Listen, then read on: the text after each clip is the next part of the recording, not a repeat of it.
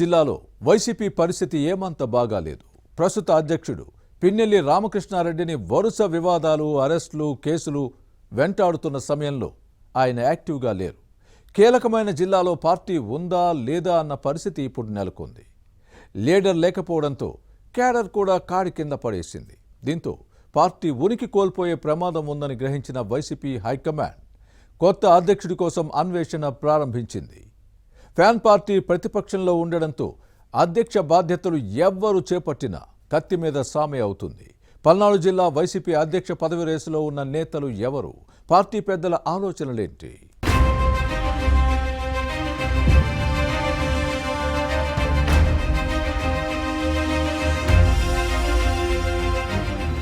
ఉన్నామంటే ఉన్నాం, లేమంటే లేము అన్నట్టుగా ఉంది పల్నాడు జిల్లా వైసీపీ నేతల పరిస్థితి.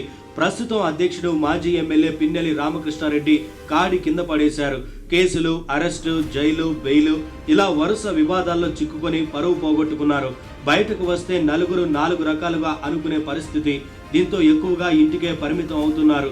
ఈ కారణంగా పిన్నెల్లి స్థానంలో మరో నేతను నియమించేందుకు ఫ్యాన్ పార్టీ అధినాయకత్వం చర్యలు చేపట్టింది.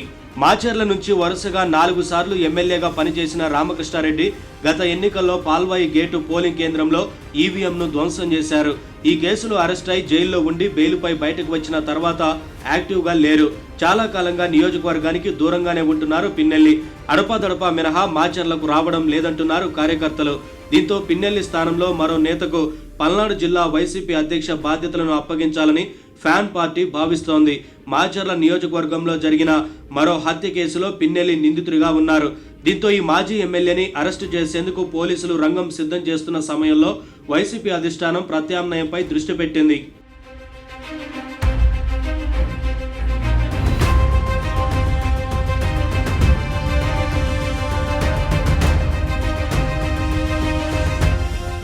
ఈ క్రమంలోనే పల్నాడు జిల్లా అధ్యక్ష బాధ్యతలు ఎవరికి అప్పగిస్తే బాగుంటుందన్న అంశంపై పార్టీ పెద్దలు సమాలోచనలు జరుపుతున్నారు. 7 నియోజకవర్గాల్లో 4 చోట్ల రెడ్డి సామాజిక వర్గ నేతలు ఇన్ఛార్జీలుగా ఉన్నారు. 2 స్థానాలకు కమ్మ కమ్యూనిటీ నాయకులు సమన్వయకర్తలుగా వ్యవహరిస్తున్నారు. ఒక నియోజకవర్గానికి బీసీ ఇన్ఛార్జి ఉన్నారు. రెడ్డి సామాజిక వర్గ నేతలకు జిల్లా అధ్యక్ష బాధ్యతలు అప్పగించే అవకాశం ఉంది. సత్తెనపల్లి సమన్వయకర్త గజ్జల సుధీర్ భార్గవరెడ్డి జూనియర్ కావడంతో పదవి వచ్చే అవకాశం కనిపించడం లేదు. ఇక కమ్మ సామాజిక వర్గం నుంచి పెదకూరపాడు ఇన్ఛార్జి నంబూరు శంకర్రావు, వినుకొండ సమన్వయకర్త బొల్ల బ్రహ్మనాయుడు పల్నాడు జిల్లా వైసీపీ అధ్యక్ష పదవి రేసులో లేరు.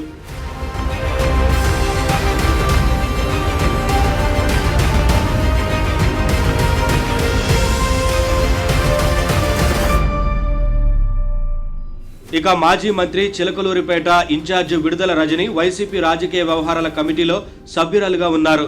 దీంతో గురజాల ఇన్ఛార్జి కాసు మహేష్ రెడ్డి లేదా నరసరావుపేట సమన్వయకర్త గోపిరెడ్డి శ్రీనివాసరెడ్డి పేర్లు మాత్రమే వినిపిస్తున్నాయి.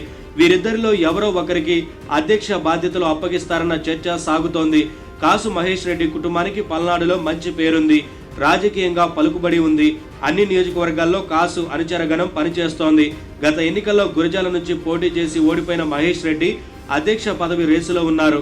ఇక గోపిరెడ్డి శ్రీనివాసరెడ్డి మొదటి నుంచి జగన్ వెంట నడిచారు. 2014-2019లో నరసరావుపేట ఎమ్మెల్యేగా ప్రాతినిధ్యం వహించారు. గత ఎన్నికల్లో ఓడిపోయారు. అయితే వీరిద్దరిలో ఎవరో ఒకరిని నియమిస్తారా లేదా కొత్త వ్యక్తిని తెరపైకి తీసుకువస్తారా అని వైసీపీలో చర్చ సాగుతోంది. ఫ్యాన్ పార్టీ అధిష్టానం ఏ నిర్ణయం తీసుకుంటుందో చూడాలి.